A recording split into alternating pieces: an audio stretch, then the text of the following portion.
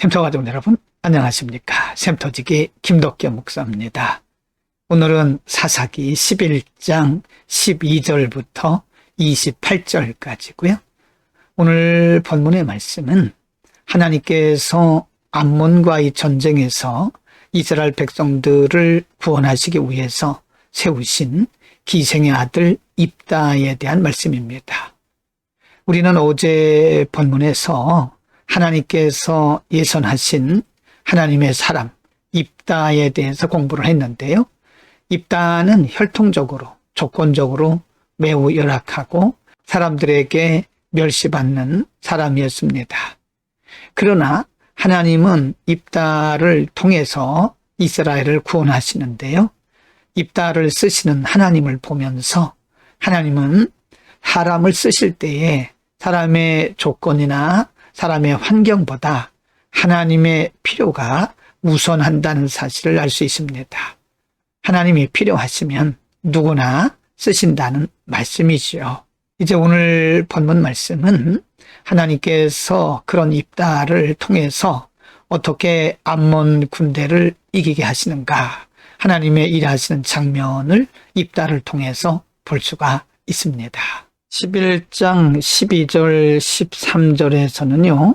이제 드디어 입다가 암몬 자손의 왕에게 사자들을 보내서 이제 서서히 외교적인 관계를 맺는, 그래서 입다가 암몬과 전쟁을 시작하는 모습을 기록을 하고 있습니다. 12절 입다가 암몬 자손의 왕에게 사자들을 보내 이르되 내가 나와 무슨 상관이 있기에 내 땅을 치러 내게 왔느냐 하니 13절 암몬 자손의 왕이 입다의 사자들에게 대답하되 이스라엘이 애굽에서 올라올 때에 아르논에서부터 야복과 요단까지 내 땅을 점령했기 때문이니 이제 그것을 평화롭게 돌려달라 하니라. 입다는 사람들을 보내서 암몬 자손의 왕에게 설명을 하기 시작합니다. 14장 14절부터 22절에는 입다가 암몬 자손의 왕에게 사자들을 보내서 설명한 내용을 기록하고 있는데요. 이것은 이스라엘 백성과 암몬 자손과의 역사적인 배경을 자세히 설명하는 내용입니다. 14절 입다가 암몬 자손의 왕에게 다시 사자들을 보내 15절 그에게 이르되 입다가 이같이 말하노라. 이스라엘이 모압 땅과 암몬 자손의 땅을 점령하지 아니하였느니라.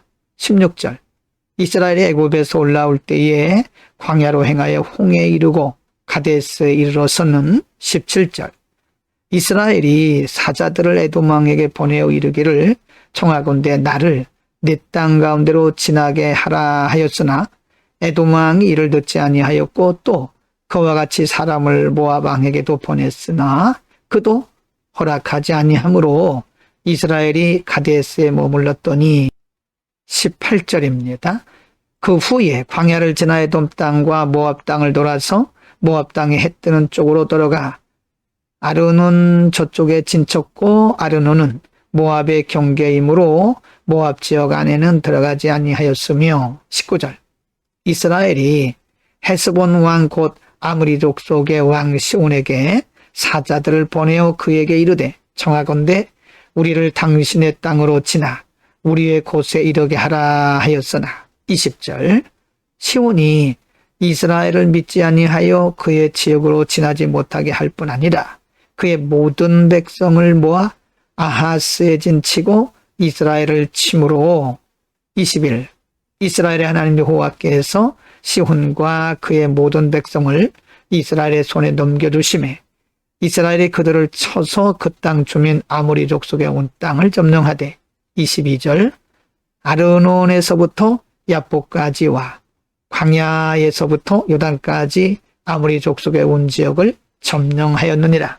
모세가 이스라엘 백성들을 이끌고 광야를 지나오던 중에 암몬 족속의 땅을 지날 때 일어났던 일을 역사적으로 설명하고 있는 겁니다. 11장 23절부터 28절에서 입다의 강한 질문이 기록이 되어 있고요. 그들의 반응도 기록을 하고 있습니다. 23. 이스라엘 하나님 여호와께서 이같이 아모리 족속을 자기 백성 이스라엘 앞에서 쫓아내셨거늘 네가 그 땅을 얻고자 하는 것이 옳으냐?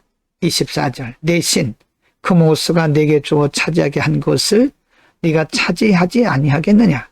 우리 하나님 여호와께서 우리 앞에서 어떤 사람이든지 쫓아내시면 그것을 우리가 차지하리라. 25. 이제 내가 모압 왕 십볼의 아들 발락보다 더 나은 것이 있느냐? 그가 이스라엘과 더불어 다툰 일이 있었느냐? 싸운 일이 있었느냐? 26. 이스라엘이 헤스본과 그 마을들과 아로엘과 그 마을들과 아르논 강가에 있는 모든 성읍에 거주한 지 300년이거늘 그동안에 너희가 어찌하여 도로 찾지 아니하였느냐? 27절. 내가 네게 죄를 짓지 아니하였거늘 네가 나를 쳐서 네게 악을 행하고자 하는도다. 원하건대 심판하시는 여호와께서 오늘 이스라엘 자손과 암몬 자손 사이에서 판결하시옵소서 하였으나 28절. 암몬 자손의 왕이 입다가 사람을 보내어 말한 것을 듣지 아니하였더라. 입다는 역사적인 배경을 가지고 사자를 보내서 암몬의 왕에게 설명을 했습니다. 그러나 암몬 자손의 왕은 입다가 하는 말에 대해서 전혀 반응을 하지 않았습니다. 오늘 본문의 말씀은 길르앗 장로들의 요청을 받고 이제 고향으로 돌아온 입다가 사람들을 암몬 자손의 왕에게 보내서 역사적으로 설명하는 장면을 잠시 상고했습니다. 입다는 기생의 아들입니다. 그리고 그의 이복 형제들에게 멸시받고 쫓겨났던 사람이죠. 많은 불량배들이 그에게 왔고 사실은 입다는 인간적으로 보면 아주 낮은 차원의 바닥 인생의 사람들과 함께 했던 사람입니다. 그러나 오늘 본문에 보면 입다가 암몬 자손과 전쟁을 하기 전에 이렇게도 지혜롭게 먼저 외교적인 관계를 맺으면서 암몬 자손의 왕에게 역사적인 설명을 하고 있는 것을 볼 수 있습니다. 여러분, 이것은 인간의 지혜가 아닙니다. 인간의 전략도 아닙니다. 하나님께서 입다를 쓰시기 위해서 입다에게 주신 충만한 지혜요 명철인 것입니다. 하나님께서 인간을 쓰실 때는 반드시 감당할 수 있는 지혜와 명철을 주십니다. 하나님께서 하신 일이죠. 그러므로 하나님께서 우리를 쓰시려 하실 때 우리는 순종하고 나아가기만 하면 됩니다. 나머지는 하나님이 하시죠. 그리고 하나님께서 우리를 사용하실 때 우리는 절대로 내 힘과 내 능력으로 하는 것처럼 자만해서도 안 됩니다. 그것은 내 힘과 내 능력이나 내 경험이 아니라 하나님께서 하시는 겁니다.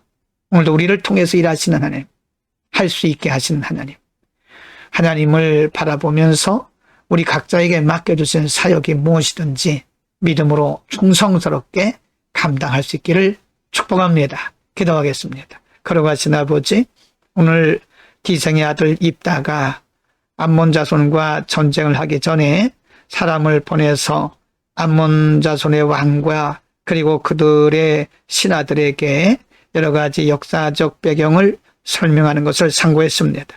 이것은 분명히 하나님께서 입다에게 주신 지혜요 명철임을 저희가 분명히 알게 하옵시고, 오늘날 우리도 하나님께서 쓰시려 하실 때에 하나님께서 필요한 지혜와 명철을 주시고 일하게 하심을 믿고 하나님 우리에게 명령하실 때에 온전히 순종하는 믿음의 사람들이 되게 하여 주옵소서. 예수 그리스도의 이름으로 기도드립니다. 아멘.